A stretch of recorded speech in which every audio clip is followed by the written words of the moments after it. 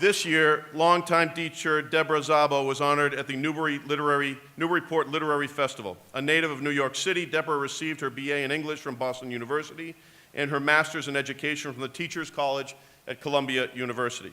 Deborah began teaching at Newburyport High School in 1982. She founded the Creative Writing Club there and later the Creative Writing Class. Deborah also joined with students and local poets to start Poetry Soup, a forum for student poets. And if that were not enough, Deborah studied under the poet Robert Pinsky and began the Newburyport version of the Favorite Poem Project. But Deborah's greatest love is the prize-winning Newburyport High School Poetry Slam team. She coaches the team every year in preparation for Boston's Louder Than a Bomb competition, the largest youth poetry slam in the country. One of her young poets, Charlie Lake, is here today to tell his powerful story, and I'd like Deborah to introduce us to this emerging star. Deborah?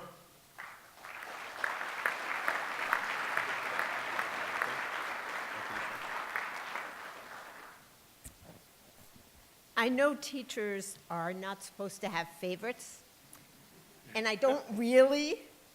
However, every once in a while in my many years of teaching, some students have stood out as reminders of exactly why I've spent my whole life in this crazy profession. Charlie Lake is one of those. It's rare to find an adult, never mind a teenager, as honest, as sensitive, and as dedicated to their craft as Charlie. And please note, I said to their craft, using a gender-neutral pronoun when every English teacher's cell in my body really wants to use the grammatically correct singular his or her. That is one of the many things I've learned from Charlie, and I thank him for that and for his gracious patience with me and so many of us older folks as we work to re-examine not only our beliefs, but the language that supports them. Believe it or not, Charlie was a quiet high school freshman, but by his sophomore year, he had joined our high school poetry slam team and soon became our secret weapon. Well, not really so secret. Although our team got knocked out of the semifinals during Louder Than a Bomb, which was a big youth festival, youth poetry slam, Charlie was invited to perform as an individual at the finals. This is because his poetry is simply so clear, so moving, and so important that all the judges felt it needed to be heard. It's personal, and yet it speaks to everyone, inspiring us all to celebrate our common humanity. I don't know how such a young person as Charlie can deliver a meaningful message with such beauty, skill, and courage. And I would love to take credit for that, by the way, as his creative writing teacher.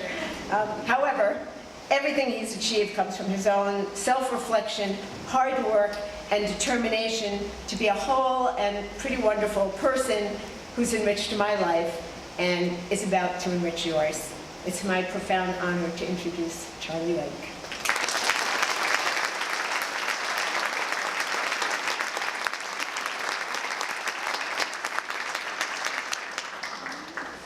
Thank you for that. Okay. So this is a piece about being transgender. Yeah. Dear Taylor, I'm writing this to say I'm sorry for the way my body reacts to your name. I'm always convinced I'm in cardiac arrest when I hear it roll off someone's tongue, thought that the rapid breath and sweaty palms meant I hated who I was, a failure at self-love, so I'm ready to try the syllables again. Dear Taylor, I used to think I should forget you, cross the T of your name with an X so you might exit and take your femininity with you, but that's not what I want to do.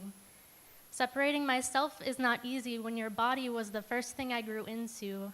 I learned to write with your nail polish on my fingers. The smell of your first perfume still lingers, and my laugh still sounds like the rattle of your flowered rib cage. Dear Taylor, they like to tell me I've replaced you, carved the smile from your pretty face when my short hair erased you. Transgender is their dirty word, even though I know it saved you. And dear Taylor, you'll be glad to know this side of things is safer. Though masculinity is so much stranger than either of us could have known, tough is all you're supposed to show, but forgetting you're vulnerable just makes you weaker, so thank you for teaching me to stand with love pouring out of my pockets and pooling around my sneakers. Dear Taylor, thank you for making me a feeler, for staying soft-spoken and eyes open so I could be the man I hoped, for remembering all those times boys asked you out as a joke or hoped their catcall might stop you from going home. Thank you for patching my actions and stitching gentle into every fold. Dear Taylor, I owe the man I am to you. For all those times you wore your skirt like a cape to say femininity is a superpower too. I never want to be the kind of man that can't hold that as a value, the kind of man that can't understand woman is not weak, because woman is one of the strongest things you can be. And Charlie means man, but man doesn't have to mean patriarchy. Dear Taylor, I'm sorry. I know you weren't a girl, even though you thought you might be, and I always blame you for my misplaced boyhood or the fact that I hate my body, but I've learned more from your softness than aging as a boy could have taught me. So, dear Taylor, as much as I still hate your name, thanks for making me Charlie.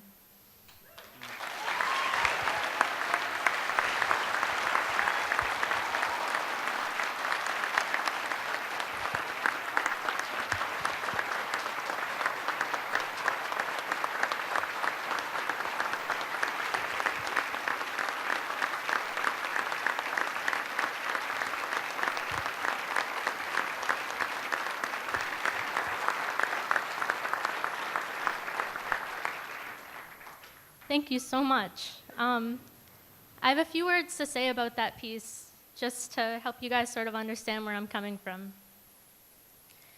When writing this piece, I wasn't sure if I wanted to repeat my birth name in front of a crowd of strangers.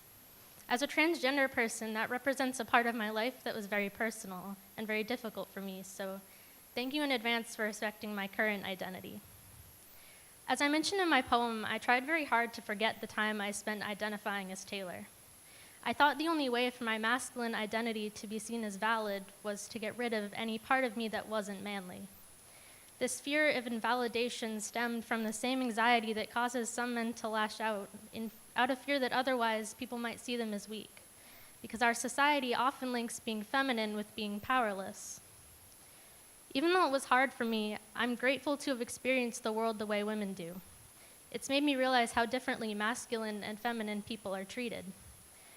I mentioned I feel safer now, and that's because even though I'm a minority, in my transition, I got to let go of some of the pressures women face. The world is kinder to me as a man, even though I'm still the same person, and that's not the way it should be. Seeing firsthand the way our culture belittles femininity has made me more careful with the way I act as a man. It's up to us to stop perpetuating the belief that femininity is a bad thing. We shouldn't be afraid of the feminine aspects of our personalities. When men shed the hyper-masculine persona that our world idolizes, it's empowering. It helps remove some of the shame our culture places on women, and it's part of our job as men to be conscious of that stigma and help change it. So here I am, a trans-masculine person asking you, whether you identify as male, female, both, or neither, to remember what makes you feminine. I'm asking you to remember the parts of you that you might not be rugged or manly or tough and embrace them. I'm asking you to realize that letting go of the shame doesn't make you less of a person, it makes you whole. Embracing our femininity is part of ending the belief that women is somehow equal to lesser. And in fighting this stigma, we can reduce violence against women. Because power does not come from proving you're masculine. It comes from reimagining the version of man that we're used to and being honest with ourselves. It comes from standing up for femininity in all its forms. Thank you.